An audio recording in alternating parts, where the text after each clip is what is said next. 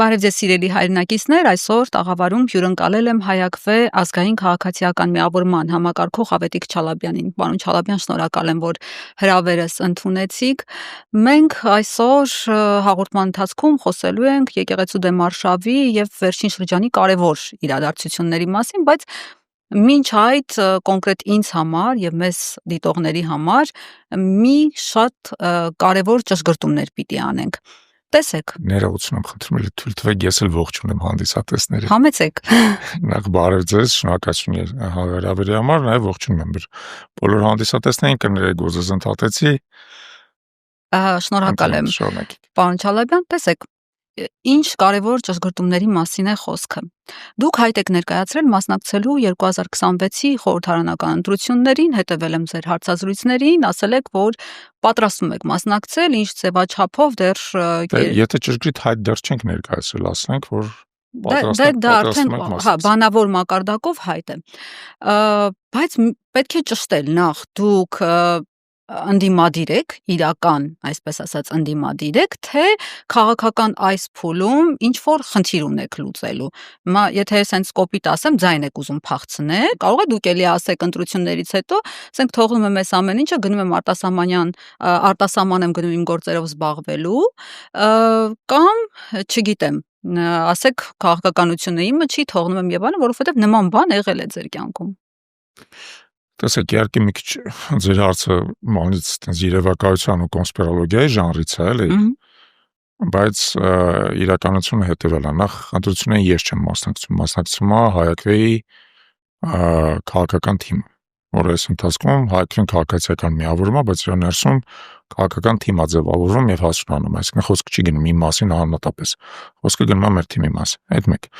Երկրորդը, մենք ընտրություններին չենք մասնակցում ձայն փախցնելու համար, որովհետեւ մենք ընդհանրապես որպես այդպեսին ընտրությունները քաղաքականել չենք համարում։ Մենք ընտրությունները համարում ենք ըստ էության որպես Հայաստանի համար ճամփաբաժան եւ ինչ որ իմաստով վերջի հնարավորություն կանխելու Հայաստանի կելանումը թուրք-ադրբեջանական տանդեմի կողմից։ Մենք համոզված ենք, որ Փաշինյանի հաղթանակի դեպքում, հուսով ենք, որ դա տեղի չունենա, Հայաստանը աստիճանաբար կտարալուծվի թուրանական տարածքում եւ Փաշինյանի վերջի տարիների բոլոր գործողությունները շատ հստակ է տրամաբանությամբ են առաջնորդվում։ Ոստի եթե մենք մասնակցենք ընտրություններին, ոչ թե որպեսզի ինչ-որ ձայն տանենք, պատգամավոր դառնանք եւ այլն, դա բնավ, ասենք, մեր համար ինքնանպատակ չի, նույնիսկ ընդհանրապես նպատակ չի որպես այդպեսին։ Մենք այս ընթացքում, օրինակ, այս տարվա ընթացքում երկու թիմ ընտրությունների ցույց ենք տվել, որ հնարավորություն ունենալով մասնակցելու փոխարեն օրինակ նախընտրել ենք դիտորդական առաքելություններ իրականացնենք, որոնք ունեցել են հսկայական մասշտաբ յուրաքանչյուր դեպքում եւ Գյումրիում եւ Վաղարշապատում մեր դիտորդական առաքելությունը ավելի մեծ թվով դիտորդ է ունեցել, քան մնացած բոլոր դիտորդական առաքելությունները միասին վերցած, այսինքն այդ ռեսուրսը, որ դու դներ ընտրությունների մեջ, կարելի նաեւ ընտրվել։ Այս մեր խնդիրը երբևիցե չի եղել, որպես այդպեսին մեկ կամ երկու ձայն տանելը։ Մեր խնդիրը եղել է կանխել այն աղետը, որը հասունացել է մեր երկրի գլխին։ Այդ իմաստով ուզում եմ ձեզ նաեւ հիշեցնել, որ դեռևս հոկտեմբեր ամսին մենք Ծիծեռնակաբերդից ուղերձ ենք եղել, որով հստակ ասել ենք, որ մեր մասնակցությունը ընտրություններին լինելու է բացառապես դաշինքային։ Մենք չենք ցանկանում տեսնել ազգային դաշտը, չեմ ուզում նույնիսկ ընդդիմադիր բառը օգտագործում, ազգային դաշտը ֆրագմենտացված։ Եթե խնդիրը ընտրությունների իսկապես կամ աչա կամ ձախ է եւ ներփերանգներ չկան որպես այդպեսին, ուրեմն պետք է հնարավորինս չափ լայն կոնսոլիդացիա տեղի ունենա եւ ընտրություններին պետք է մասնակցել արտախորհրդարանական ուժերի, հատուկ ուզում եմ շեշտեմ, արտախորհրդարանական ուժերի միասնական ճակատով։ Մենք հիմա դրան ենք գնում եւ մեր նպատակը դա է։ Դուք ասացիք երևակայության դաշտից է, հա, իմ հարցը։ Ես հիմա հողի վրա օրինակ բերեմ, ինչու են այս հարցերը առաջացել։ Պարոն Չալաբյան, տեսեք, 2018-ին ազգային օրակարգ կուսակցությունը, երբ որ ստեղծում եք, 18-ի դեկտեմբերին գրանցումը եղավ, համենայնդեպս 18-ի դեկտեմբերին չեղավ, 19-ի նոյեմբերին։ Վիկիպեդիայում նշված է 18-ի դեկտեմբեր, դրա համար եմ ասում։ Երևի գրանց այդ օրը անունը գնաց 18-ի դեկտեմբերին մենք հրապարակել ենք հռչակագիրը, դեկտեմբերի 24-ին։ Հետո ավելի ուշ է։ Կուսակցության հիմնադիր համագումարը եղել է 19 թվականի նոյեմբերի 2-ին։ Երբ որ ստեղծեցիք ազգային օրակարգ կուսակցությունը, հարցազրույցներում ձեր հայտարարեցիք, ասեցիք, հիմա մենք արտախորհրդարանական ընդդիմություն ենք, բայց սա չի նշանակում, որ ընդդիմություն ենք մնալու, իշխանություն կարող է մի օր դառնանք, այսինքն սովորաբար ոնց որ լինում է քաղաքական ուժերի հետ։ Ուղիղ 2 տարի անց 2020-ի նոյեմբերի 11-ին եթե 19 վերցնենք, ձեր ասած բանի օրը, համագումարի օրը, ոչ թե հռչակագրի, եթե այդպես վերցնենք, 1 տարի հետո 20-ի նոյեմբերի 11-ին հայտարարեցիք, ասիկ կասեցնում եմ քաղաքականության իմ գործունեությունը, ել քաղաքականությամբ չեմ զբաղվելու, ես գնում եմ երկրի անվտանգությամբ զբաղվեմ, ու երբ կզգամ, որ անվտանգությունը բավարար մակարդակի, այսինքն ունենք անվտանգության ինչ-որ բան, մակարդակ, ես նորից կվերադառնամ քաղաքականություն։ Հիմա դրա համար ձեզ ուզում եմ հարցնել, քաղաքականություն եք եկել, անվտանգային հարցերը լուծված են դրա համար եք եկել, թե ձայն փախցնելու, հենց այդ չեմ հասկանում։ Ես զարմանում, որ անդադար այդ ձայն փախցնելու բառն եք օգտագործում, այդ մի քիչ գիտեք, բան կա, որ աթոռակռիվ են տալի, ձայն են փախցնում եւ այլն։ Հիմա տեսեք, բացատրեմ ինչու եմ ես վերադարձել, դեպս քաղաքականության մեջ չեմ ֆորմալ տեսանկյունից, որտեղ քաղաքացիական միավորման համակարգող եմ, երբ որ պաշտոնապես հայտ կներկայացնենք, այդ ժամանակ կասեք եկել են քաղաքականության մեջ։ Մինչև հիմա մենք ավելին ձեզ ասեմ 3 տարի է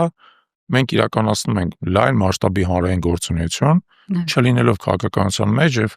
փաստացի չձգտելով մինչ այժմ իշխանության։ Մենք փորձել ենք մեր երկրին օգտակար լինել առանց իշխանության հավակնության։ Բայց ինչի՞ եմ ես վերադարձել հանրային։ Ինչի կասեցրիք այն ժամանակ, ասեցիք գնում։ Ինչի կասեցրի այն ժամանակ, ինչի վերադարձա։ Երկի անվտանգային խնդիրները չեն լուծվել։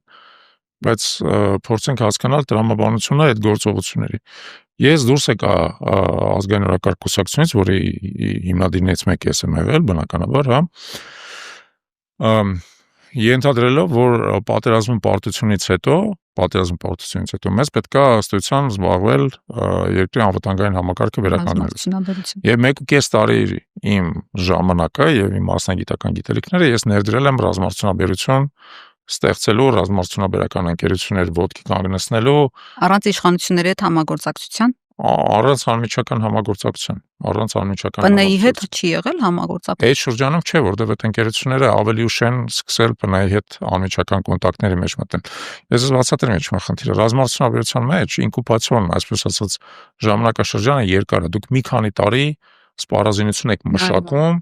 փորձարկում, հետո սխալներ ուղում եւ այլն, ու հետո դրանից հետո միայն կարող եք հաճախորդին դա առաջարկել։ Հիմա այդ ընկերությունները աշխատում են արդեն պաշտպանության նախարարության հետ, բայց ես իրանց հետ չեմ աշխատում։ Ես իմ միսիան այդ իմաստով առաքելությունը կատարել եմ այդ ժամանակ։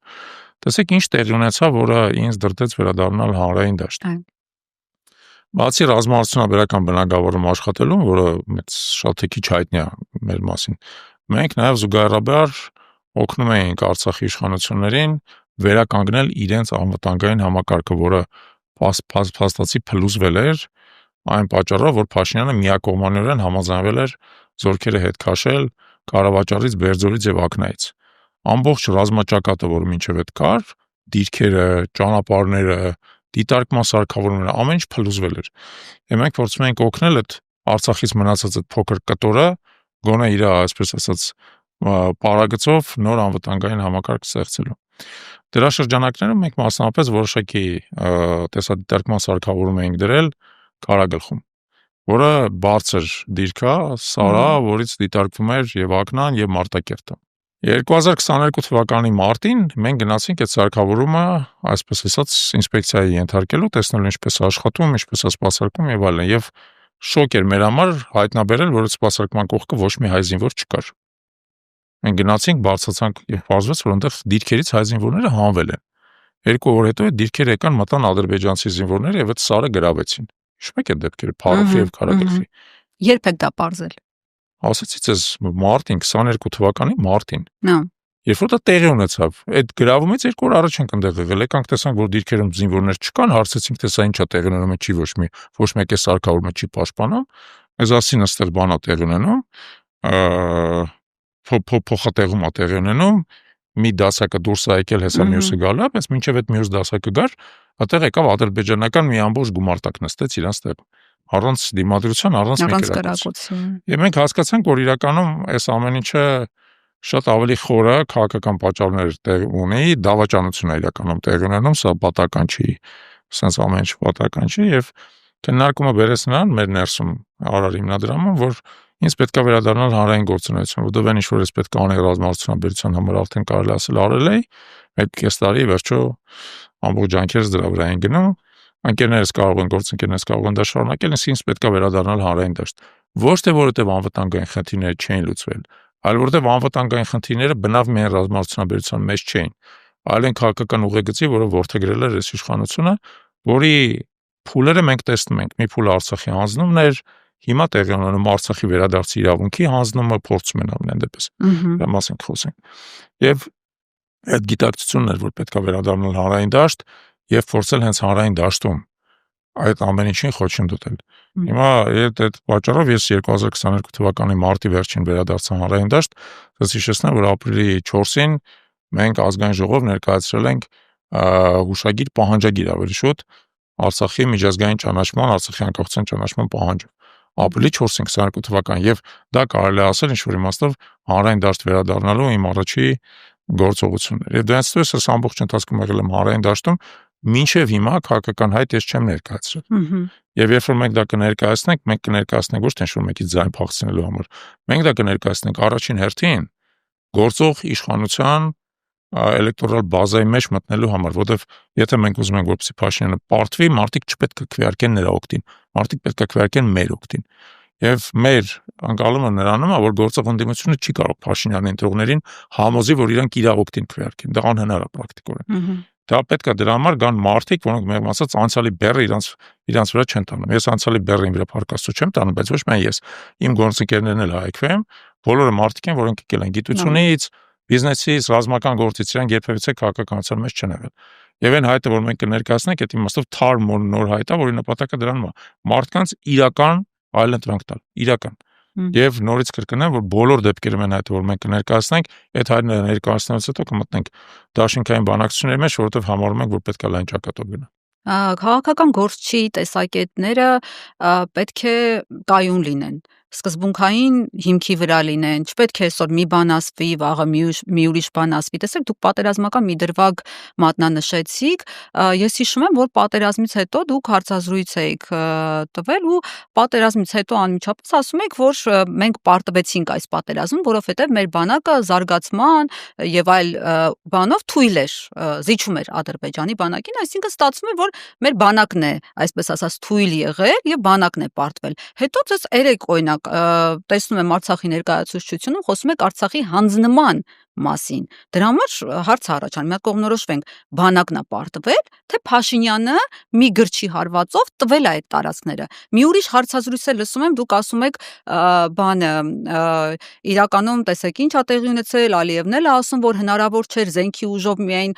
հաղթել բանին Արցախը, որովհետև Բերձորը, Ակնան, Խարվաճառը շատ ուժեղ պաշտպանություն, դիմադրություն եւ այլն։ Ուզում ենք հասկանալ, հիմա որ ասածը ձեր լսենք, թե նախ այդ ամեն ինչ իրար չի հակասում, դուք ոնց որ մի քիչ ման եք անում, էլի ծայրահեղացնում եք, իրար չի հակասում։ Նախ ակնհայտ որ մեր բանակը չի հաղթել, ամենայն դեպս չի հաղթել 44 օրյա պատերազմում, չկա փաստ որ մեր բանակը հաղթել է։ Ես այլ բան եմ ասել, ես ասում եմ հետեւյալը, երկու բան, որի մասին ուզում եմ ասել, որ նախ ադրբեջանական հարձակողական պոտենցիալը սպառվել էր նոյեմբերի սկզբին 2020 թվականին, ուստի եթե մեր բանակը շարունակեր կռվել, Ադրբեջանը չէր կարողանա հաղթել։ Այդ մեկ։ Եվ հիմա եմ կրկնում դա։ Հիմա եմ համոզված դրանով, որ եթե մեր բանակը շարունակեր կռվել, Ադրբեջանը չէր կարողանա հաղթել։ Երկրորդը իհարկե անխուսափելի է այն, որ այևակները, հա, որ Փաշինյանը գրչի մեկ հարվածով իսկապես հանձնել է Ակնան, Խարվաճառը եւ Բերձորը, դրանով ըստ էության պատերազմի ռազմական արդյունքների հետ բացարձակ որևէ կապ չունեցող քաղաքական գործողություն իրականացնելով եւ դրանով նաեւ կանխորոշել է Արցախի հետագա ճակատագիրը։ Ես բազմիցս եմ նշել,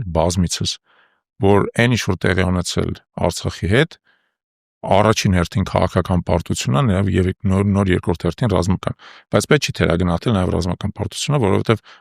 ռազմի դաշտում էլ մենք չենք հաղթել։ Այլ բանա, որ նորից կրկնում, եթե բանակը թույլ է եղել, պարոն Չալաբյան, եթե թույլ է եղել, ո՞նց շարունակեն, դուք ասում եք շարունակեն, բայց եթե թույլ էր, ասում եք զարգացած չէր եւ բարոյական առումով եւ մնացած առումներով։ Ասացեմ, դուք մի քիչ ռազմական գործի մեջ եթե խորանաք կհասկանաք ինչու է խնդիրը։ Տեսեք, Բանակը ընդհանրապես ասած մեր բանակը, որ մենք ունենք, նա պատրաստ չէր իսկապես երկարաժամկետ պատերազմի։ Բանակը պատրաստ էր իր մոդելով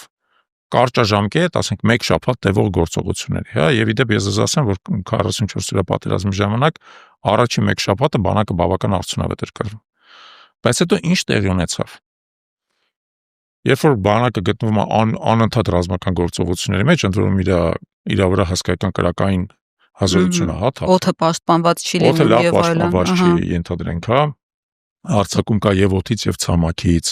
եւ հրետանի ավրատ աշխատում եւ անօթաչու թռչող սարքեր եւ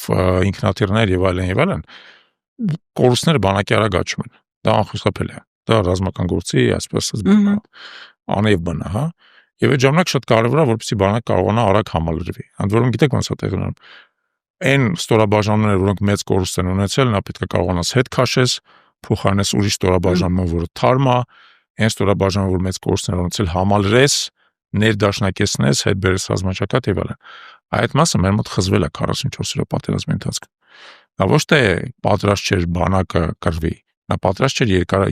երկարաժամկետ կռվի, որովհետեւ համակարգը չէր աշխատում։ Խնդիրը բայց նրանում է, որ Ադրբեջանի մոտ էլ սպառվեց ռեսուրսը։ Եվ երբ որ դուք ասում եք ոնց բանակը շարունակեր, բանակը արդեն սկսել էր հարմարվել, աստիճանաբար ադապտացվել վերջում, հա, իսկ Ադրբեջանի ռեսուրսը սկսել էր սպառվել։ Շուշին գրավելուց Ադրբեջանը 2000-ից ավել մարտակորցել մենակ մի օպերացիայի վրա։ Շուշի գրավելուց հետո Ադրբեջանը այլևս հարձակողական գործողություններ իրականացնելու կարողություն չուներ, ավելին ասեմ, եթե մեր բանակը կարողանար մի քիչ ավելի լավ աշխատեր, Շուշիում եղած ամբողջ ստորաբաժանումը կարող էր շրջափակվել եւ հանձնվել։ Բայց դա չարվեց, քաղաքական որոշում ընդունվեց, դուք հիշում եք։ Ահա, բա ո՞նց եղավ, որ մեր բանակն էր թույլ։ Նորից եմ ձեզ ասում, ախր այդ չեղավ մեր բանակը թույլ էր։ Լսեք, մեր բանակը պատերազմին ավելի վատ էր պատրաստված, քան ադրբեջանական բանակը։ 1. Բայց ադրբեջանական բանակը, քանի որ գտնվում էր հարձակողական գործողությունների փուլում, նա ընթացքում շատ ավելի մեծ կորուստներ տվեց։ Եվ մեծ կորուստներ տալով, տարածքներ գրավելով, առաջ գալով, այդ լեռներով անցնելով կորուստներ, նրա հարձակողական պոտենցիալը սպառվեց։ Այսինքն այդ պահից սկսած, հետո հիշեք, ձմեռ էր սկսում, մառախուղի ժամանակ օդը ավելի անվտանգ է դառնում եւ այլն, այսինքն ոչ թե մեր բանակը ուժեղացավ, նրանց բանակը թուլացավ այդ ընթացքում։ Եվ մենք հնարավորություն ունենք այդ պահից սկսած կաշկանդել նրանց հետագա գործողությունները։ Ես չեմ ասում, որ մեր բանակը ավելի լավն էր, ուղղակի իրանց հարձակողական պոտենցիալը սպառեց։ Մի քիչ ավելի նուրբ հարցի պատասխան, հասկանանք, ռազմական գործի նրբությունները պետք է այստեղ հասկանալ։ Բայց նաև թուրքական բանակի դեմ էին կռվում մեր զինվորները։ Գիտեք, տեսեք, մենք հստակ փաստ չունենք, որ մեր դեմ կռվել են թուրքական բանակի ստորաբաժանումները։ Հատուկ ջոկատայիններ էինք մատնանշում։ Փաշինյանն էլ ամբիոնից ազգային ժողովի ասաց, որ մենք Թուրքիայի դեմ ենք կռվում։ Մենք ունենք փաստեր, որ մեր դեմ կռվել են բազմաթիվ թուրքալեզու վարձկաններ Սիրիայից, ոմանք նույնիսկ գերի են տվել։ Թուրքական հատուկ ստորաբաժանումների անդամներ գուցե մասնակցել են, բայց օրինակ գերի չեն ընկել։ Դիակներ մենք չենք հայտնաբերել, իրանց համազգեստով մարդիկ մեր ձեռքում չեն հայտնվել։ Համար այդ մտնում եմ քիչ բարդ է։ Այլ բան է ասել հետեւյալը, որ Թուրքիան մասնակցում էր մեր դեմ պատերազմին, առաջին այդ վարձկաններին հավաքագրելով եւ բերելով, եւ երկրորդը, որը շատ կարեւոր է, բայրակտարները, որոնք տրամադրվում էին Ադրբեջանին։ Ադրբեջանը դրանք գնում էր եւ օգտագործում էր, բայց ամեն հավանականությամբ դա թուրքական ինստրուկտորներն էին բանանում։ Դու այդ ինստրուկտորը, քան որ ինքը ռազմաճակատի գծից հեռու է, դու չես կարող հասկանաս ինչեւ վերջ, դա թուրքական ինստրուկտորն է, թե ադրբեջանական։ Ձերքդ չի ընկնում, որ հողի վրա չես կարող հասկանաս ինչեւ վերջ։ Կարող ես ենթադրել, որ ամեն հավանականությամբ Թուրքիան օրինակ բայրակտարների այդ օպերատորների միջոցով մասնակցել է մեր դեմ եւ նաեւ բայրակտարների, հա, բայց դա անօթաչու թռչող սարք է, ֆորմալ տեսանկյունից ինքը վաճառել Ադրբեջանը դա օգտագործել է։ Իրականության մեջ մեծ հավանականությամբ դրա հետևը թուրք օպերատոր աղել, բայց մենք ուղղակի դրա ապացույց չունենք, դրա համար մինչև վերջ պնդում չենք կարող։ Հասկացա։ Նոր քիչ առաջ ասացիք, որ համագործակցություն տեսնում եք արտախորհրդարանական ուժերի հետ, դուք ժամանակին, երբ որ իշխանափոխություն եղավ, գոհ եք իշխանափոխության փաստից եւ ՔՊ-ի իշխանության գալուց, որովհետեւ ասում եք, որ վերջապես մի անգամ ոչ բռնի իշխանափոխություն հաստատվեց, խոսում եք նախկին արատավոր բարքերի մասին, հիմա էլ տեսնում եմ, որ այսպես նախկինների հետ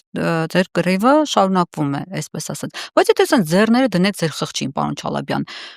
ո՞րն է ավելի բոբո, Փաշինյանը, թե նախկինները։ Ո՞րն է ձեր պատասխանը։ Նախ էլի պնդում արեցիք, որ իրականության չի համապատասխանում։ Ես Փաշինյանի իշխանությանը երբեք չեմ ողջունել, երբեք։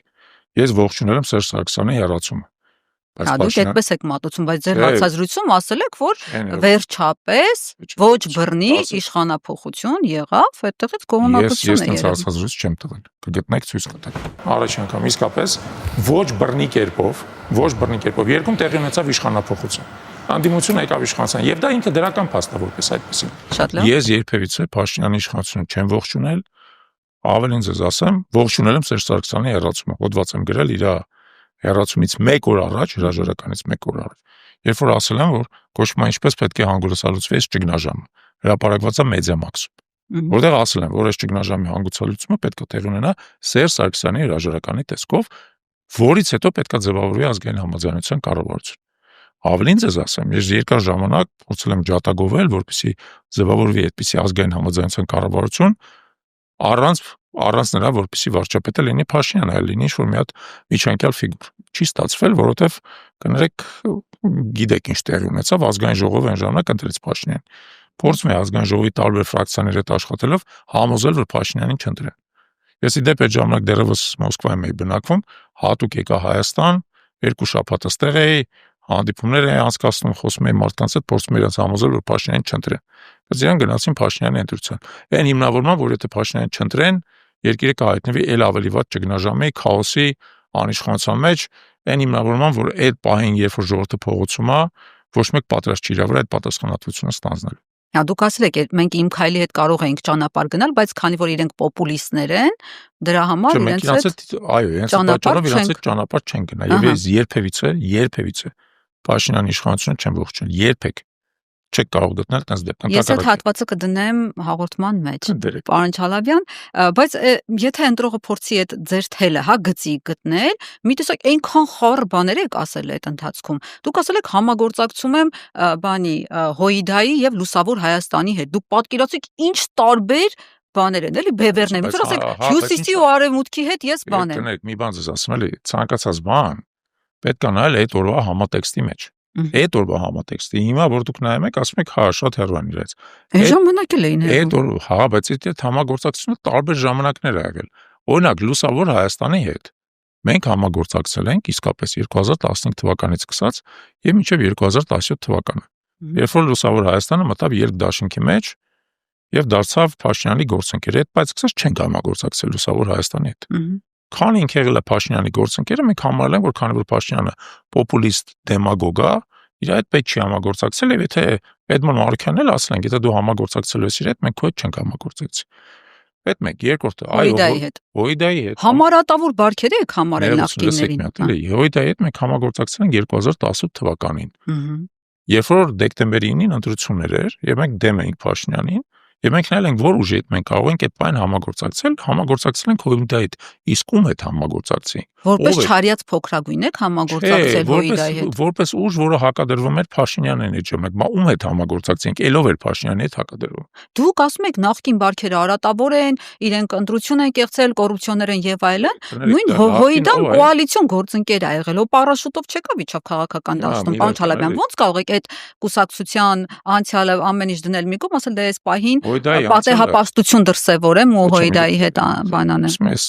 Լավ չեմ հասկանում, չեք դուք այդ բանը այդպես ագրեսիվ էլ է խոսակցությունը վարում, բայց հաստատ ագրեսիվ չի, փորձում ենք հասկանալ ձեր գիծը։ Ուրեմն 18 թվականին, քանի որ մենք Փաշինյանի դեմ ենք նաև 18 թվականին, պետք էր եղած դաշտում նայել ում հետ կարելի է համագործակցել, ով է համեմատաբար ավելի մոտ մեզ իր հայացքներով, գաղափարներով եւ այլն։ Հանրապետականի հետ չեն կարող համագործակցել ակնհայտ պատճառներով։ Ինչու՞։ Արդեն ասացի, որտեղ մենք համարում ենք, որ Հանրապետականը Սերժ Սարգսյանի գլխավորությամբ հենց ինքն է ստեղծել այն իրավիճակը, որոնք մենք հայտնվել ենք։ Այդ մեկ։ Երկրորդը Լուսավոր Հայաստանը չեն կարող համագործակցել։ Էլի շատ բարձ պատճառներ, որտեղ ասացի 17 թվականից, երբ որ իրանք հայտնվեցին Փաշինյանի, այսպես ասած, ուղեցրի մեջ, վերջ դադարեցինք համագործակցել։ Մնում էր ով Ծառուկյանը եւ Հոիդան, ռեալ ուժերից,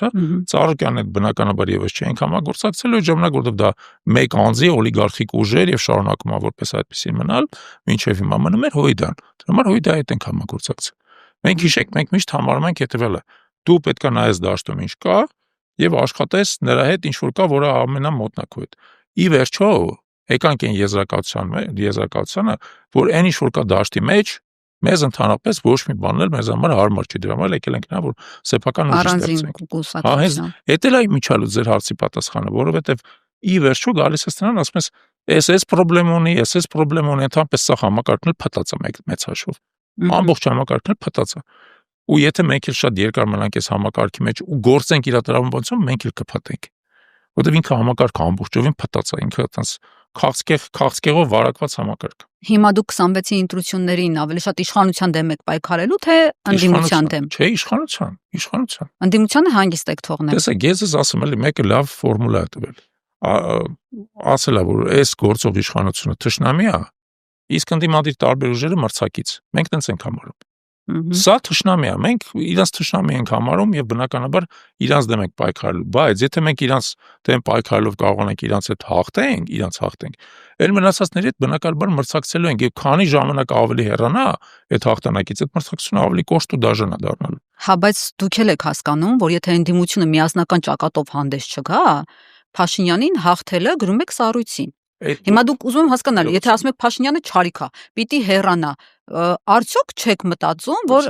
չպիտի ասել համ դուք եք քխամ դուք սենց մեջտեղի արանքով գնաք։ Չէ, ես արդեն բացատրեցի, ախր ես ֆորմուլան տվեցի, բայց ինձ թվում է չընկալեցիք ֆորմուլան։ Հա, ասում եք այս փուլում, սրանք մրցակից։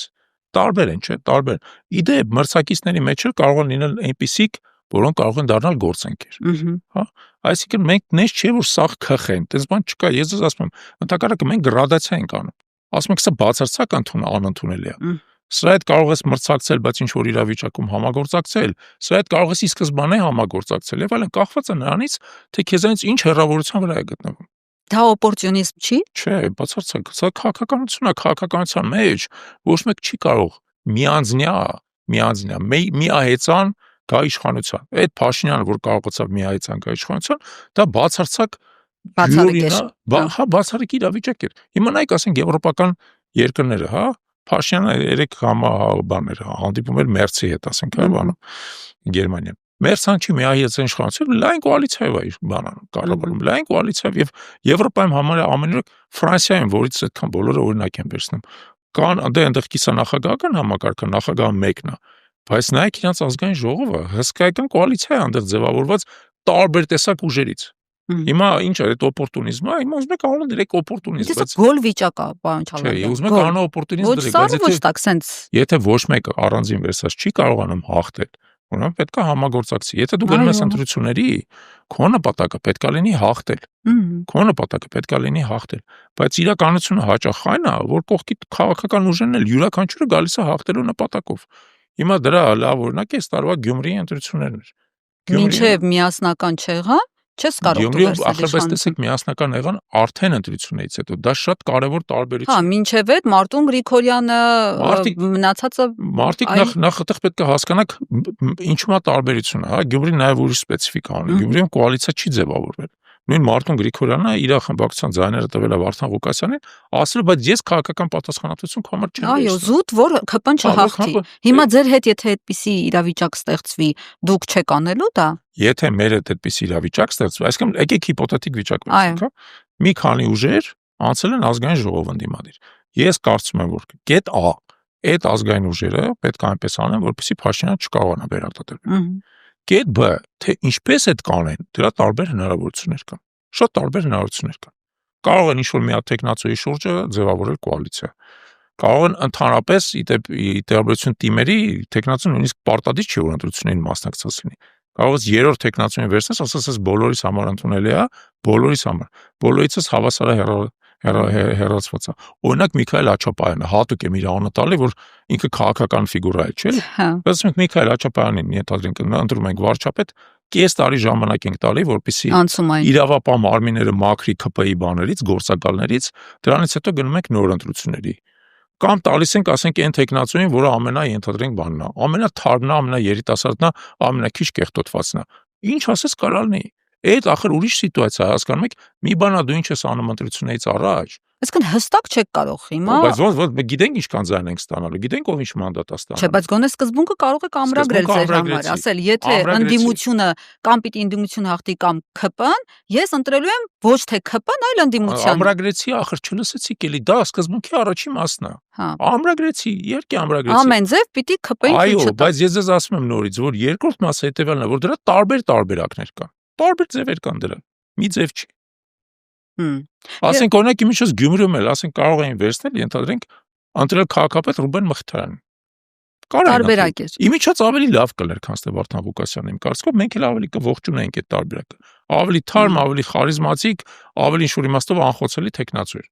Տենց էլ կարային անային, բայց ուրիշ ձև արեցին։ Ինչի էս իշխանությունը սպասում է տեխնացու խոցելիա թե չէ, թե գործ ուզենա սարքի պարոն Չալաբյանը։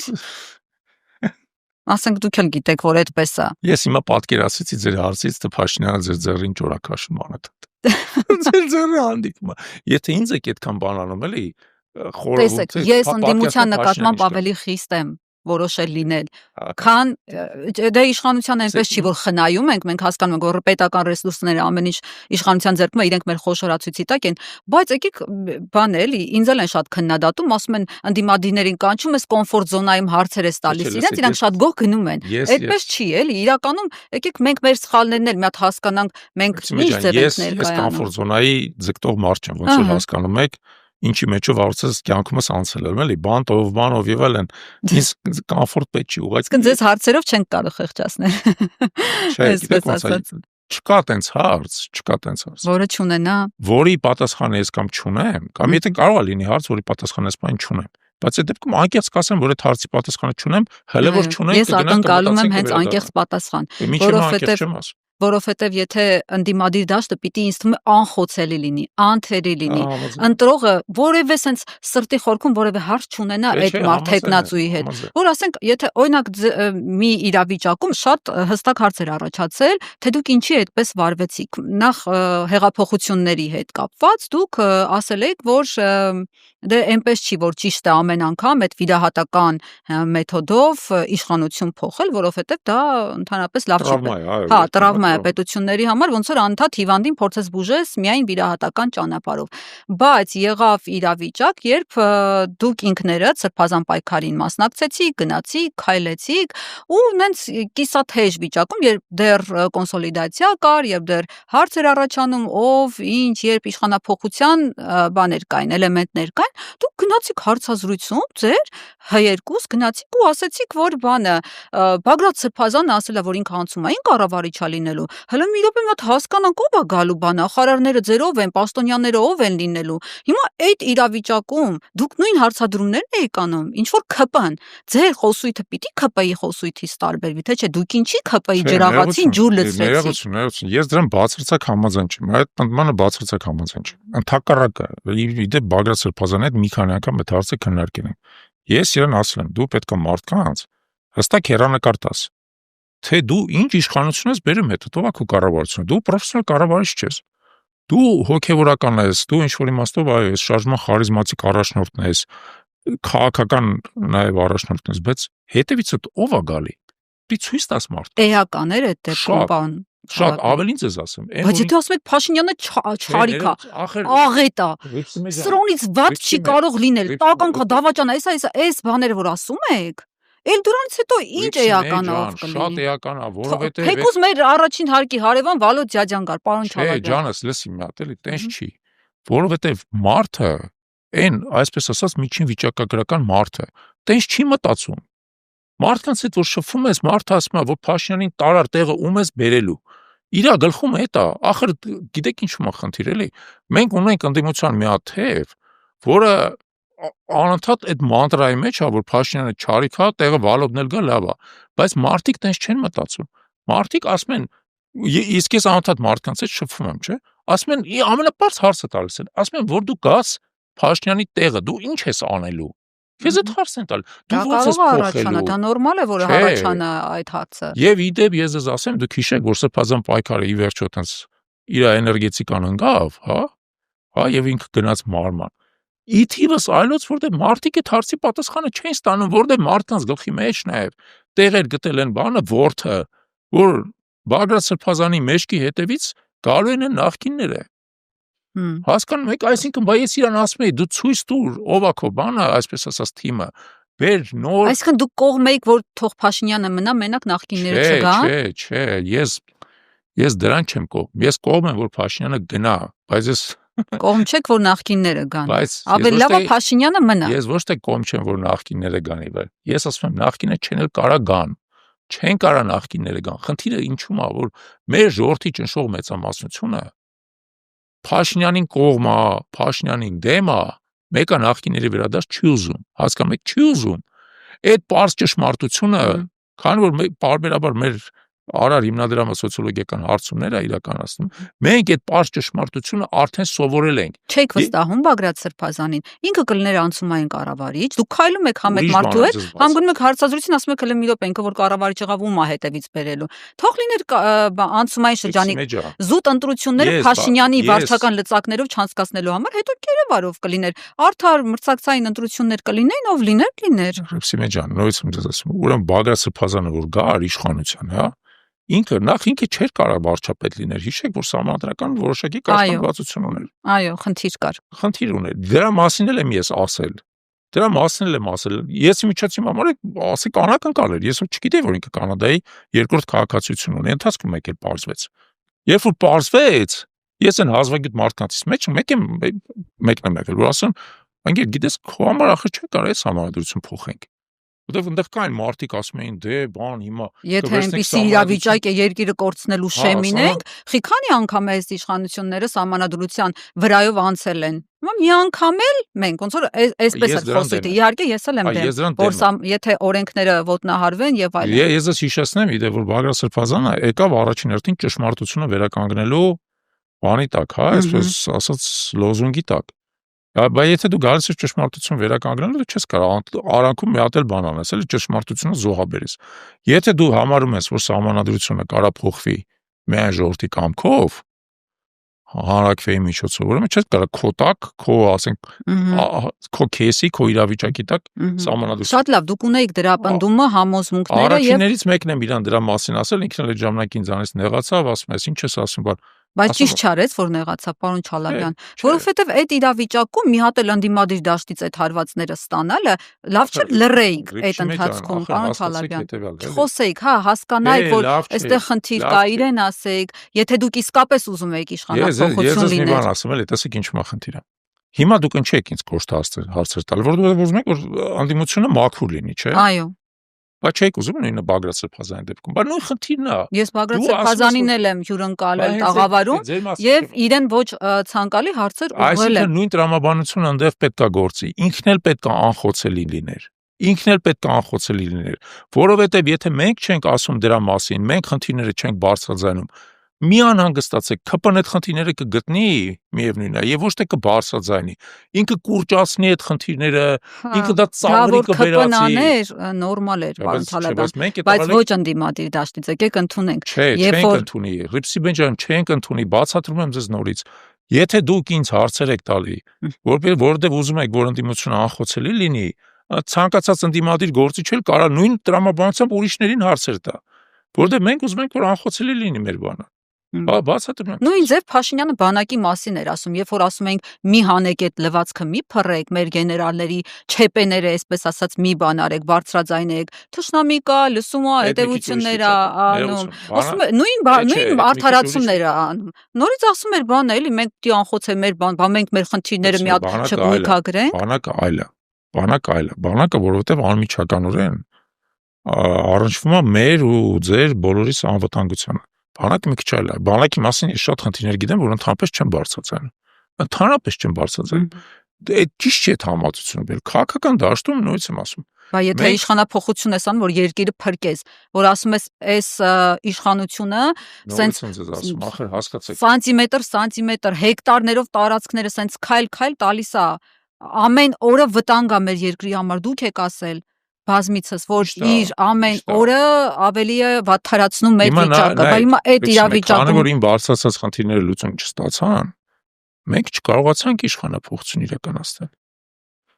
Չկարողացանք իշխանափոխություն, որտեղ մարդիկ հետ կանգնեցին։ Սրբազան պայքարից հետ կանգնեցին։ Այդ վերջի օրը հունիսի 12-ին, երբ որ տեղի ունեցավ այն հայտնի բախումը, երբ որ 100 մարդ վիրավորվեց եւ այլն։ Հունիսի 12-ի ազգային ժողովի Զարյա 3-ից փողոցում մի քանի հազար մարդ էր կանգնած։ Իսկ մայիսի 9-ին դրանից մեկ ամիս առաջ մի քանի տասնյակ հազար։ Հասկանում եք, հենց այդ է խնդիրը, որ մենք պետք է կարողանանք այդ խնդիրները լուծել։ Բայց քանի որ չկարողացանք այդ խնդիրները լուծել, մեր պայքարի էներգիան ինչ որ ես ասեմ, ես այն մարդկանցից մեկն եմ, որ ամենաշատն է կորցրել նրանից, որ այդ պայքարը արդյունք չտվեց, որովհետև ասենք դրանից առնվազն մի կես տարի, մենք եղել ենք շոկի մեջ, նոկաուտի մեջ, մենք մեր ամբողջ էներգիան, մեր ջանքը, մեր կազմակերպչական կարողությունները, ռեսուրսները դրել ենք այդ պայքարի մեջ, ինքը չի ստացվել, դրանց կես տարի առնվազն նոկաուտի մեջ ենք եղել դրանից հետո։ Մեր ընկերների նկատմամբ են հետապնդումներ եղել եւ այլն, հա։ Մեր հիմնական նպատակն էր, որ ստացվեր, բայց որպեսզի ստացվեր, մեր ռազմավարությունը պետք է անխոցելի լիներ։ Ցավոք ինքը տենց չեղավ։ Եվ երբ որ դու խնդիրներ ես բարձրացնում, ախր դու խնդիրները սկզբից ներսում ես բարձրացնում, հետո իրանք լուծում չեն ստանում։ Ստիպված բարձրաձայնում ես, այո։ Դա պետք է հասկանալ։ Հա, բայց դա հարված ընկալվեց թիկունքից։ Ում կողմից որ ընկալվեց, իր այդ խոսացել ենք արդեն ու բացատրել ենք, որ դա թիկունքից հարված։ Լավ, պարոն Չալաբյան։ Անցնենք առաջ, նայեք։ Էլի մի բան ձեզ ասեմ, էլի, որ հիմա մեկը գա, ասի, գիտես ինչ, հայկվի վարչությունից X մարդը ենթադրենք անցյալում sense խնդիրն ա ունեցել։ Չպետք է անդրադառնանք դրան։ Դիվին կալանք թիկունքից հարված, պետք է անդրադառնանք, չէ։ Հրապարակային դաշտ ամեն բան չեն հանում։ Չէ, ճիշտ է, առաջինը պետք է գա։ Ներսի խոհանոցում լուծում եք ձեր ներքին հարցերը։ Բայց հիմա եթե գան, ես էլ իրան ասեմ, կներես, էլ գնա քո գործը չի։ Գնա հրապարակային դաշտում կանի։ Չէ։ Դուք հիմա ուզում եք ամեն դեպքում հեղափոխություն լինի։ Չէ, չենք ուզում։ Չէ, հեղափոխություն մենք չենք ուզում։ Մենք հեղափոխական չենք։ Մենք փողոցով չեք ուզում հեռանա Փաշինյանը։ Չէ, մի րոպե, այդ տարբեր բան են, ախր հեղափոխությունը եւ փողոցով հեռանալը դրանք տարբեր բաներ են։ Դուք եթե վերցնեք օրինակ Վիկիպեդիան բացեք ու կարդաք ինչա մեջը գրած հեղափոխություն, հա։ Հեղափոխությունը դա հասարակարգի փոփոխություն է։ Ոչ թե իշխանության փոփոխություն։ Այդ պատճառով մեր երկրում մի քիչ հաները հասկացությունները խառնվել են։ Բայց առանց փողոցի հեղափոխություն չեք պատկերացնում։ Իշխանափոխություն եւ հեղափոխություն դրանք տարբեր բաներ։ Բայց առանց փողոցի հնարավոր չի փողոց կոնսոլիդացնել։ Դուք հիմա ինձ հարցում եք հետվել ուզում ենք իշխանափոխություն ուզում ենք հեղափոխություն չենք ուզում։ Ինչի՞ չեք ուզում հեղափոխություն։ Որովհետեւ հեղափոխությունը բերելու է քաոսի։ Մենք ուզում ենք, այսպես ասած, բան քաոս է, ինչ սրանց ավելի քաոս լինի, պարոն Չալաբյան։ Շատ ավելի վատ քաոս կարող լինի։ Դուք ինձ թվում է երիտասարդ անիշխանություն լինի մտածում եք։ 90-ական թվերը թե ինչ քաոս էր, այն ժամանակ սպանում էին մարդկանց փողոցներում։ Սպանում էին։ Այն ժամանակ բանակում տարեկան 94 թվից հետո որ բանակը վերադարձավ Արցախից։ Բանակում տարեկան 300 հոգի մարդ էր զոհվում։ Ոչ կանոնադրական հարաբերություններից։ Չեն հիշում։ Հա, դե պատերազմական իրավիճակի հետևանքները։ Հիմա կներեք, էլի հիմա շատ բաներով սարսափելի է իմ համար եւ շատ վատ է։ Բայց հիշեք, օրինակ Սիրիայում երբ որ մարդիկ գնացին Ասադի դեմ հեղափոխության, գնում էին այն տրամաբանությամբ, որ գցեն այդ վատ Ասադին, բերեն ժողովրդավարություն եւ այլն, բերեցին քաոս, սպանդ, ցեղասպանություն եւ այլն։ Հիմա տեսեք, իմ համար շատ վատ է։ Իմ սիրտը կայնում է իրավիճակից։ Բայց ես չեմ ուզում իմ գործողությունով էլ ավելի վատ վիճակ ստեղծեմ, հասկանում եք։ Պետք է զգուշ լինել այդ իմաստով։ Դու պետք է հասնես իշխանափոխության առանց նրա, որ երկիրը տնկղվի քաոսի մեջ։ Իդեպ Թուրքիան, Ադրբեջանը, ատամները սրած նստած սպասում են, որպեսզի այդ քաոսը տեղի ունենա, իրանք էլ դրանից օգտվեն մի հատ նորից հարձակվեն։ Հա, մի հատ չաղթիկա տանեն։ Այդ իմաստով մենք պետք է հասկանանք, էլի մենք մի քիչ բան է, էլի մուրճի ու զնդանի արանք ենք։ Փաշինյանն էլ իր գործողությունով շատ հստակ տենց լարել է այդ մուրճն ու զնդանը։ Այսինքն ամեն դեպքում սպասում եք 26-ի ընտրությանը, տեսնեք ինչ կլինի, բայց վստահ եք, որ 26-ի ընտրությանը Փաշինյանը գործի է դնելու իր բոլոր լծակները, վարչական։ Հիմա էլ է դնում, քիչ է դնում, 4 բան ունենք, սրբազան ունենք բանտում։ Քեզ բանով էր տեսել։ Վաղաշաբաթի ընտրությունները մենք ներսից մի մասին էլ չգիտես ինչ կոմպրոմատների կամ այլ բանի միջոցով կանչում է կառավարություն, յուրային է դարձնում եւ ԱԱԾ-ին է մի մասի դեմ ուղարկում։ Կամակատար է դարձնում, կամակատար։ Ես այդ իմաստով ասեմ ձեզ, այն ինչ որ հիմա է տեղի ունենում, դա իսկապես աղետալի է։ Աղետալի է, եթե մեր երկիրը շարունակի այս ճանապարհով ընթանալ, ինքը ապագա չունի ոչ մի տեսակ։ Մենք հետ ենք վերադառնում 37 թիվ։ Ես վերջերս հարցազրույց եմ տվել, ասում եմ, ես լրիվ արդեն բերեայի մեթոդներով են գործում։ Փաշինյանը սկսել է բերեայի մեթոդներով գործել։ Բայց նորից եմ ձեզ ասում, ինչքան էլ վատ լինի Փաշինյանը, ինչքան էլ վատ լինի Բերիայի մեթոդները, երկրում անիշխանություն եւ քաոսը էլ ավելի վատ բան է։ Մանավանդ այն պայմաններում, երբ որ դու ունես արտաքին թշնամիներ, որոնք դրանք սպասում են։ Դրա համար իշխանափոխությունը պետք է անել շատ հաշվարկված ճանապարհով, որ դու մի կողմից կարողանաս Փաշինյանից ազատվես, բայց անցնցում լինի դա հասարակության համար։ Թույլ չտաս, որ այդ ցնցումները երկիրը կործանեն, հասկանում եք։ Քանի որ եկեղեցուց խոսեցինք, պարոն Չալաբյան, չեն կարող շրջանցել այս հարցը, երկրի թիվ 1 օրակարգային հարցն է դարձել եկեղեցու դեմ արշավի հարցը, ուրեմն բանը հասել է այնտեղ, որ Նիկոլ Փաշինյանը իր լսարանի առաջ դասախոսությամբ է հանդես գալիս ու հայտարարում է, որ մեջբերում եմ, մենք քրիստոնյա ենք, որովհետև Տրթատ 3-ը առավոտյան զարթնել է ու հրովարտակ է ստորագրել, որ մենք այլևս քրիստոնյա ենք, ուրիշ պատճառ չկա։ Հաջորդ մարազմը, որ ասվում է, Մեսրոպ Մաշտոցն ու Սահակ Բարթևը ուր են գնացել։ Գնացել են Վռամշապուհ արքայի մոտ, Մաշտոցը պետական պաշտոնյա էր կրոնավոր դառնալուց առաջ, այսինքն ասմախի 301 թվից առաջ մենք հայ չենք եղել, ասում հայ ենք եղել, մինչև քրիստոնեության ընդունումը եղել ենք մեր թագավորների հայ լինելու պատճառով, այսինքն մեր ինքնության շեշտադրումները այսպես է մատուցում հանրությանը, պարոն Չալաբյան։ Հիմա մեր վարչապետին, մեր երկրի ղեկավարին դուք ոնց ավելի մատչելի ձևով կարող եք բացատրել, որ քրիստոնեության գլուխը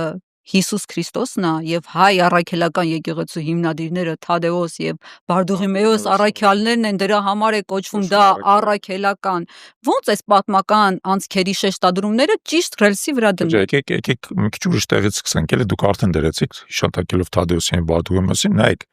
Նախ եկեք հիշենք հետո մեր Սահմանադրության 17-րդ հոդվածը բաժանում է պետությունը կրոնական կազմակերպությունից եւ եկեղեցուց։ Այո։ Եվ դա նշանակում է, որ Փաշինյանին ուղղակի պետք է այսպես ասած գնալ, բացել Սահմանադրության 17-րդ հոդվածը կարդալ, հա, մտնել զուգարան, թրաշվել դրանից հետո նորից ու վերջ տալ այս ապուշությունը, որովհետեւ սա ապուշությունն է ուղղակի։ Այդ իր պնդումները, Տրդատ արքանա ստեղծել քրիստոնեանը, հայ առաքելական, Տրդատ արքան չի ստեղծել, Գրիգոր Լուսավորիչն է ստեղծել։ Այո, հայրապետերն է դրան։ Ավելին Գրիգոր Լուսավորիչն էլ 13 տարի պահել է զնդանում, որ վիրապում, որոնց շատերը սեղել են։ Իսկ պնդել, որ դա քիչ է 26 կույսին էլ սպանել է եւ այլն, այսինքն Տրդատ արքային պետք չէ վերագրել։ Բայց եթե նույնիսկ Տրդատ արքան ստեղծած էր, դրանից ինչ հետեւություն։ Այ գիրջան, դու ի՞նչ կապ ունես դրա հետ։ Կարող է Տրդատ արքայի մոտել էր վարչապետ աշխատում։ Դու ի՞նչ կապ ունես։ Քո հետ ինչ կապ ունի։ Եվ ընդհանրապես ամենապարզ բանը, որ ես ուզում եմ ասեմ Փաշինյանին, լուրջ եմ ասում, գնա Տրդատ արքայի ժամանակվա Հայաստանի սահմանները վերականգնի մի հատ։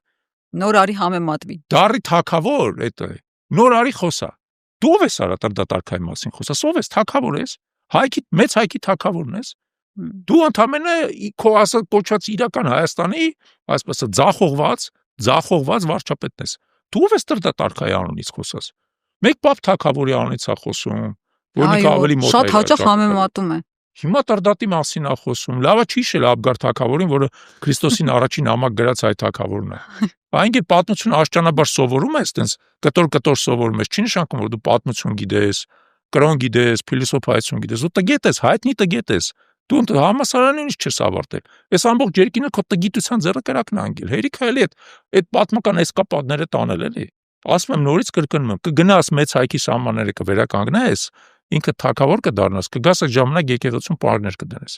Թե չէ, այս եկեղեցին կներես, այս եկեղեցին մեծ հայքի եկեղեցին է իսկապես։ Այո։ Սա բան իրական 4-րդ հանրապետության եկեղեցի չէ, սա հայ ազգի եկեղեցին է։ Լոս Անջելեսից մինչև Մելբուրն էս հայկական եկեղեցի է։ Դու ով ես այստեղ կաթողիկոս փոխես, կաթողիկոսին կտրիչ անունով կոչես, դու ի՞նչ գործ ունես։ Քո գործն է։ Կաթողիկոսը կարգալույց է եղել, որ իրան բանես Ավազանի անունով ես կոչում։ Այ Նիկոլիկ։ Այ Նոլիկ եւ այլն էլի։ Ես երբևէ ցենց ես ցույց չեմ տվել, բայց դու ով ես կտրիչ ասես կաթողիկոսին։ ՔՊ-ի մանկլավիկներն էլ շարունակում են նույն թեզերը շրջանառել, ասում են դե մաֆիոզա են, ինչ կաթողիկ, ասենք դուք պատկերացնեք վեհապար հայրապետի երկրի սիմվոլի խորհրդանիշի հասցեին, ինչ ասես ասեն։ Ես ձեզ ասում եմ, տեսեք, այդ մարդիկ, չեմ ուզում այդ ամեն ինչ ամբողջ ԿՊ-ին վերագրեմ, էլի, բայց մեծ մասը է ձեր։ Այդ մարդիկ, իրանք մեծ մասը կյանքում չկայացած պատահականության միջոցով իշխանության մեջ հայտնված, արագ հարստացած, թանկ հագնվող հիմա, կրթություն չունեցող, բայց ամբիցիաներ ունեցող մարդիկ են։ Իրանց համար ցանկացած մարդ, որը ասենց կյանքի երկար ճանապարհով, երկար փորձառությամբ, ճգնելով, տքնելով եկել է հասել է ինչ-որ տեղ, կայացել է։ Իրանց աշկի փուշն է։ Պրոֆեսոր ջան, դուք եք իրանց աշկի փուշը, ես էլ, Գարեգին երկրորդ կաթողիկոսն էլ, Սրբազանն էլ, Բագրատ Սրբազանն է, կամ Միքայել Սրբազանը, որ ընդհանրապես արքայական տոհմի ծնունդ է։ Բայց բոլորը իրանց աշկի փուշն են, որովհետև իրանք երբևիցե ինչքան էլ հարստանան, ինչքան էլ իշխանություն ունենան, ինչ էլ ունենան, չեն հասնելու այդ մարդկանց ամենակարևոր բանով։ Իրանց հոգևոր հարստությամբ չունեն։ Ես չես կարա։ Նյութական է միայն։ Փողով հոգևոր հարստություն չես կարա։ Դու մեկը մնալու ես այն գաճաճը, որ երեք մերցի դեմ տեսել եք, չէ՞, ինչ դեմքով էր մերցին բարվում։ Դու մնալու ես այդ գաճաճը։ Շողոքորդ, պորոտախոս, գաճաճն ես մնալու քաղաքական։ Նույնն ես մնալու։ Դրա համար պետք է նախանձեն, դրա համար պետք է անուն կպցնեն, ավազանի անունով, մաֆիոզ, այս եւ այլն։ Սկզբից մեղադրում էին, որ երեխա ուներ, հիմա մեղադրում են, որ մաֆիոզ է։ ԱԾ-ի գործակալ։ ԱԾ-ի գործակալ է, գրոյի գործակալ է, այսն, մի հատ կողմ նոշվեք, բա դուք ինչ եք, դուք ինչ եք։ Ամեն մեկի տակը որ քչփորենք, ամեն մեկի տակը քչփորենք, ամեն մեկը մի հատ Արտասամանյան հետախուզության հետ կապ եք ունեցել։ Ամեն մեկը իշում է գործակալական թուղթ եք ստորագրել եւ այլն։ Որ տակն հետ քչփորենք, կհայտնաբերենք եւ իդեպ համոզված եմ, որ ժամանակը կգա, կքչփորենք ու կհայտնաբերենք։ Կդրվի սեղանին։ Բնականաբար իհարկե։ Իդեպ հարստությունից խոսեցիք, ուրեմն Սրբուհի Գալյանը նայում եմ ճեպազրույցը լրագրողներիդ, ասում է ես սովված չեմ եղել երբևէ, որովհետև ես լավ եմ սովորել ու լավ եմ վաստակել, ու այն ծանր աշխատանքը, որ ես անում եմ, $200,000 տունը ինչ է, որ ես չունենամ։ Չեն էլ ընդունում, որ իրենք այսպես քայլելով ոտվոտ եկել են ու վարկենական հարստացել են։ Անձամբ Սրբուհի Գալյանը ինձ թվում է Նիկոլիս Նիկոլա էլի։ Այդ ես զարմանում եմ։ Շատ պաշտպանում է։ Այդ աղջկա բանի վրա, այտենց բառապաշարի, ասենք ցանկացած անհեթեթ գաղափար, որը Փաշինյանը գցում է շրջանառության մեջ, Սրբուհի Գալյանը վերցնում ու ծաղկացնում է, զարգացնում է եւ այլն, էլի դարել է նրա մեկ Ալեննա Սիմոնյան տենց մեկ ես կարծում եմ, որ իրանք բոլորը ի վերջո հայտնվելու են նույն տեղում, էլի հստակ ուղով գնում են դեպի այդ տեղը եւ չեմ կարծում, որ ես իր արածը նույնիսկ պետք է մեկնաբանեմ, էլի իհարկե լպիրշություն։ Չէ, միջից ես դեմ չեմ, որ գիտեք, ասենք նախարարները կամ պրոֆեսիոնալներ եւ այլն լավ վաստակեն եւ այլն։ Ես դրան դեմ չեմ։ Բայց երբ որ օրինակ այդ այսպես ասած փառահեղ կոգորտայից Արսենը Թորոսյան գալիս է ասում է, հա նորմալ է որ մենք միլիոններ ենք ստանում, բայց փող չունենք բյուջեին, որ թոշակառուների, որոնք չքավորության մեջ են։ Իրաց թոշակը բարձրացնենք, իմ մոտ ինչ-որ մի հատ դիսոնանս է առաջանում, էլի։ Մարդիկ միջից իրեն պատասխանել են, ասում են աշխատավարձից դուր։ Քոպես այսպես պորոտախոսների, ձերիակերների նվիրյալների իշխանություն է եկել։ Հենց առաջին տարում բացահայտեցին, որ 500 քանի միլիոն պարգևավճար են տվել իրենց ազգային ժողովում։ Ի սկզբանե նվիրվածային փողին է ստաղ եկնող աղջիկ է, ի սկզբանե։ Եկել էին փող սարքելու համար, որտեղ նախանձում էին, նայում էին, ասում էին, «Ես ոնց կգալի»։ Ինչի իրենք ուտեն, հենա մենք։ Հա, Շմայսը փող է աշխատում, Ավելը փող է աշխատում, Չորնի Գագոն փող է աշխատում, Նեմեց Շուբոն։ Բախի մենք իրանցից վատնենք, մենք էլ գնանք, տենց մի քիչ ավելի տենց պուպուշ փաթեթավորված մեթոդներով մենք էլ փող աշխատենք, այդ են անում։ Ինչ զարմանալու բան։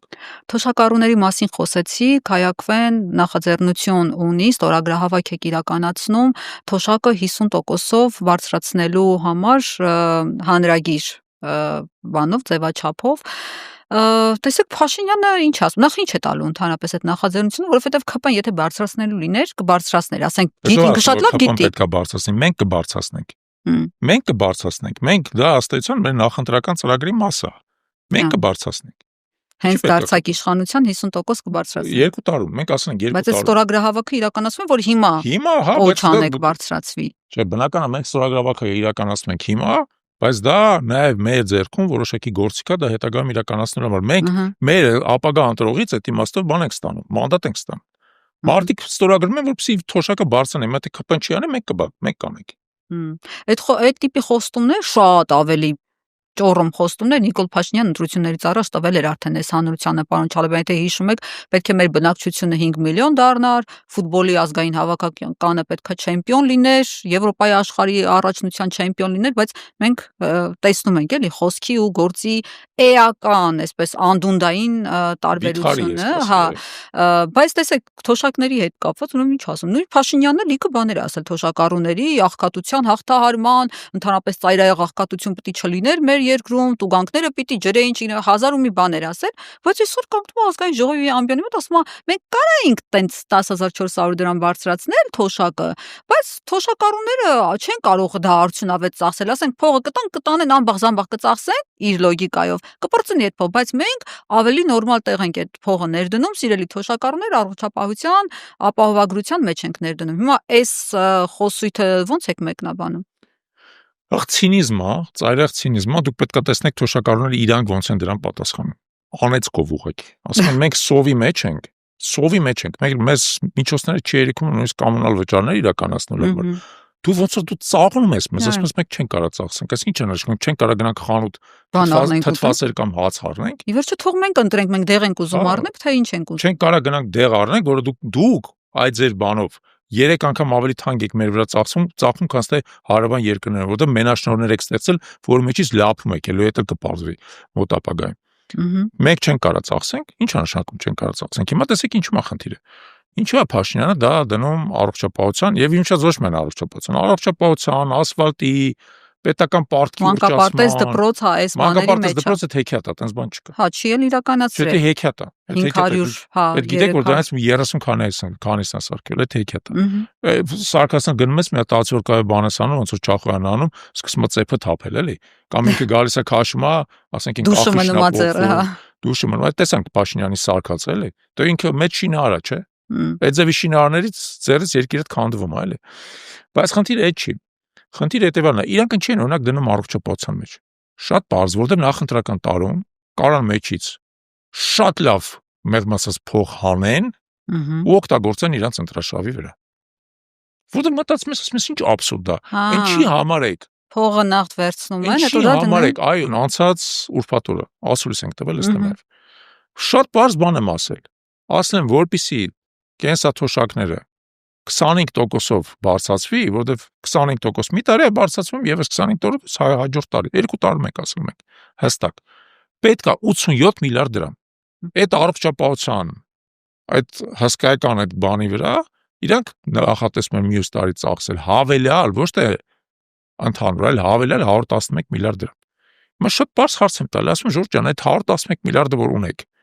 բան չեք ուզում դնեք թոշակները բարձրացնելու մեջ։ Պարզ բան է, ինքներդ եք որոշում ուր եք ծախսելու, չէ՞։ Ինքներդ եք որոշում, այսինքն դա հավելյալ ծախս է, որը այս տարվա բյուջեում չի եղել։ Կարա եք որոշեիք թոշակի վրա ծախսեիք, կարա եք որոշեիք առողջապահության, չի։ Որտեղ մեր երկրում առողջապահությունը, քանի որ մեծ մասը մասնավոր է, նա հնարավորություն է տալիս այդ փողերի այսպես շրջանառություն իրականացնել ու մեջից շատ լավ փող գտել։ Դու մտածում ես դրա մասին, ասես ինչ ծայրահեղ ցինիզմ է ուղղակի։ Իսկ ինչ ծայրահեղ ցինիզմ է, էլի։ Ֆեյսը ու ընդդեմ ոչ մեկ իրանց չի խեղդում, ոչ մեկ չի ասում այդ առողջապահության, ընդդեմ չենք էլ ասում, որ մի ծախսեք, ասում ենք ընդհանրապես ասած,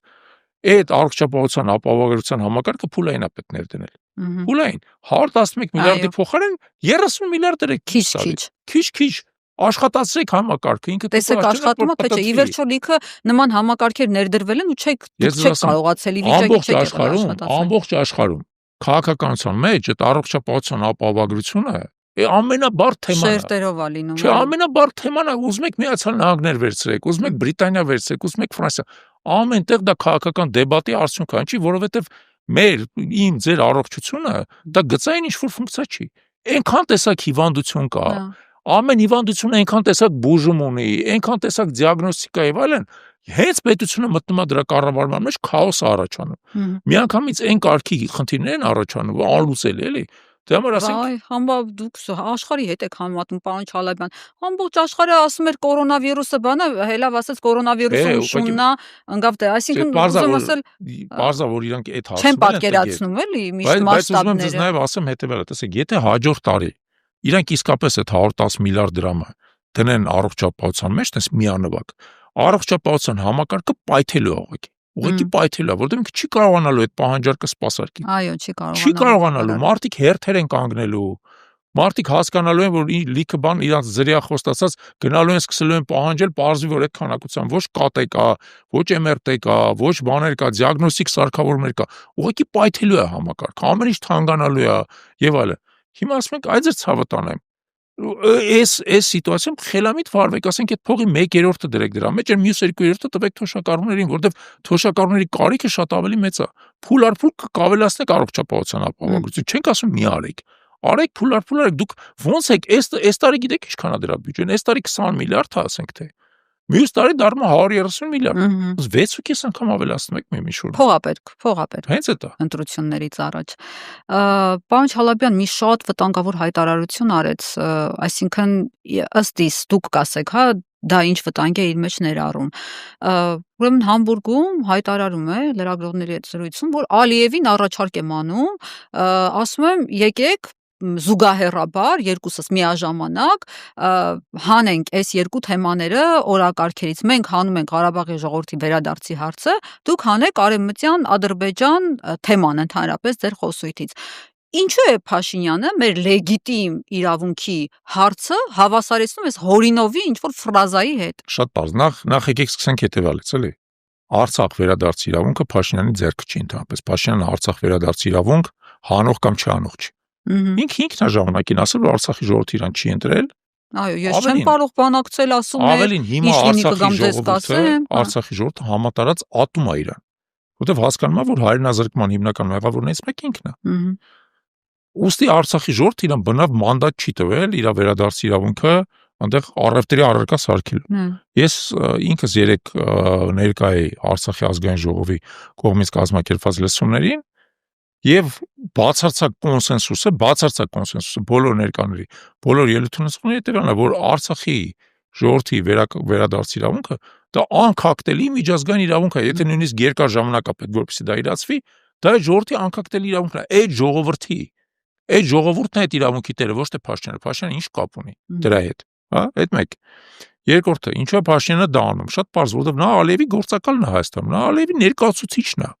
Ալիևը ստեղծում է արհեստական թեմա, այդ թեման փաթեթավորում է,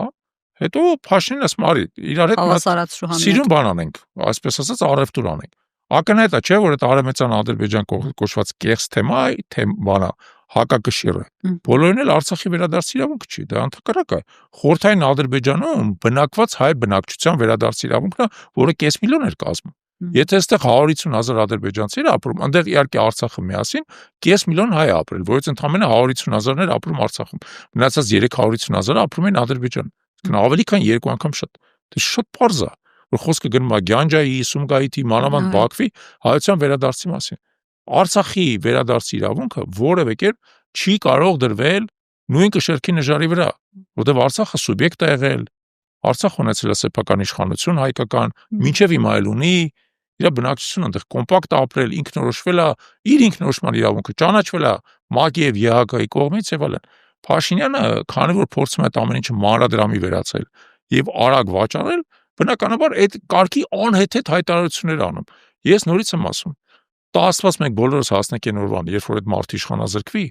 դատվելու ենք այդ ձևի հայտարարությունների համար, որովհետեւ դա պետական դավաճանություն է։ Դու ով ես որ Արցախի վերադարձի իրավունքից խոսաս։ Քոնն է այդ վերադարձի իրավունքը։ Ով է այդ մանդատը քեզ տվել ընդհանրապես։ Դու երբևիցե այդ մանդատը ստացել ես Արցախի ժողովրդից, որ գնացել ես դա անել սպեկուլյացիայի։ Ավելավետ չհիշենք, թե բանակցությունների հետ կապած ընդհանրապես ինչ հակասական մտքեր էր արտահայտել ժամանակին եկավ ասեց բան էլի, պիտի լուծումը բավարարի Արցախի ժողովրդին, բանի Հայաստանի ժողովրդին, Ադրբեջանի ժողովրդին, հետո տեսանք ինչ եղավ, հետո ասեց ինքնորոշման հարցը միջև չլուծվի, մենք ոչ մի հարց փոխզիջումային տարբերակ չենք քննարկելու, հետո ասեց այն մարդը պրոֆեսիոնալ ստախոս է, որը նպատակ հետապնդում է մեկ շատ կոնկրետ նպատակ։ Հայաստանը հանձնել թուրք-ադրբեջանական տանդեմին։ Իր գալու օրվանից աշխատում է այդ նպատակի վրա, բայց հասկանում եք ինքը չէր կարա գալու օրը դա բացահայտ հայտարարել։ Դրա համար ինքը մեր ժողովրդին խաբում է, անընդհատ խաբելով փորձում է մեր զգոնությունը բթացնել։ Հիմա օրինակ տեսեք, գնացել են Ծիծեռնակաբերդում հուշարձանի մի մասը քանդել են, չէ՞։ Հետո ինչ որ մեկը գալիս է դրանից բողոքում է։ Կանգնացնում են, վերականգնում է ու հեսա քանդած վիճակում հուշարձանը կանգնած է։ Իրանք էլ ասում են դե մենք նես չէ որ ուզում ենք քանդենք։ Որ չբողոքեին հոչեն, շարունակենք նույն ոճով, հա։ Բայց տենց ստացվեց։ Աղճատել։ Տենց ստացվեց։ Ու վերջ հուշարձանը քանդածա։ Մինչև ապրիլի 24-ն չեն վերականգնի։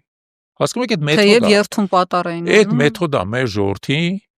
այսինքն մեր ջուրահավատ ժողովրդին խաբելու եւ մանիպուլացնելու խաբելու եւ որը շատ կարեւոր է նոր ցեղասպանության տանելու։ Նոր ցեղասպանության, որովհետեւ Փաշինյանի գուցե անձնական չէ, բայց իր տերերի նպատակը հայ ժողովրդի նոր ցեղասպանությունն է եւ իրանք հետեւողական քայլերով քայլ առ քայլ միանգամից չես կարող անես հիմա 1915 թիվը չի դա պետք է աստիճանաբար անես քայլ առ քայլ մեզ մոտեցնում են այդ օրվան եւ նորից վերադառնալով նայած ինչու մենք սկսեցինք մեր նպատակը այնա որ մենք դա կանխենք չթողենք որ մեր ժողովուրդը հայտնվի ծուղակի մեջ ամփոփելով զրույցը ես հիշեցի որ դուք խոսքի ընթացքում ասացիք որ եկեղեցու դեմ պայքարում է Բերիայի մեթոդներով Բերիան գիտենք ինչպես պատժվեց իսկ Փաշինյանի համար ինչ պատիժ է նախատեսում ասենք դուք դառնաք իշխանություն ո՞նց է պատժելու Փաշինյանին շատ անկեղծ ես ասում տեսեք մենք Փաշինյանի դեմ արդեն մի քանի հաղորդում ենք ներկայացրել հանցագործության մասին ուրիշ քաղաքական գործիչներ իրավապաշտպաններ եւ այլն եւս բազմաթիվ հաղորդումներ ներկայացրել հանցագործության մասին։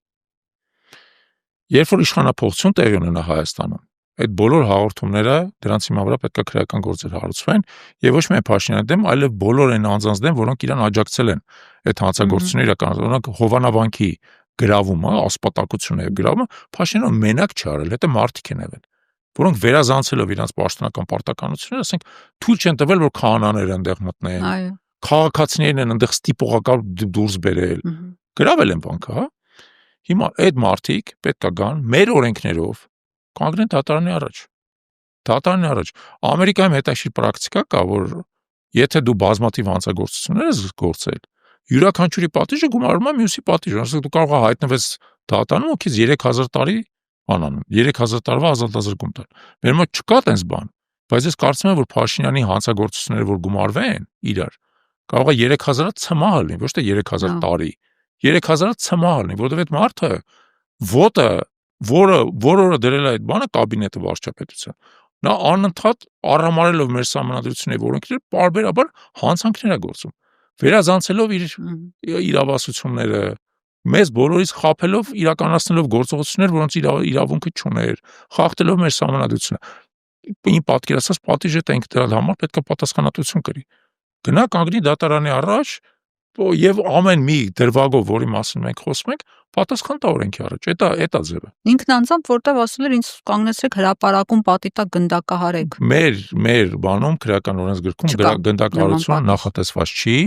գնդակահարությունը նախատեսված չի։ Բայց դա իր ցանկությունն է։ Ես կարծում եմ, որ դա իր համար շատ հեշտ բան կլինի, միջոց կլինի, արագ ավարտելու ամեն ինչ։ Հիտլերն էլ չէ, վերցրեց ինքը իրան գնդակարեց։ Չէ, պետքա ցմահ 3000 ցմահ նստի 3000 հա 3000 ցմահ որ այն բանից հետո էլ էլի մահից հետո էլ որ չհանգստանա Շնորհակալ եմ այսօրվա զրույցի համար պարոն Չալաբյան սիրելի հետևորդներ ես հիշեցնեմ որ իմ հյուրը հայ-ակպե ազգային քաղաքացիական միավորման համակարգող Ավետիք Չալաբյանն էր կհանդիպենք մյուս շաբաթ ցտեսություն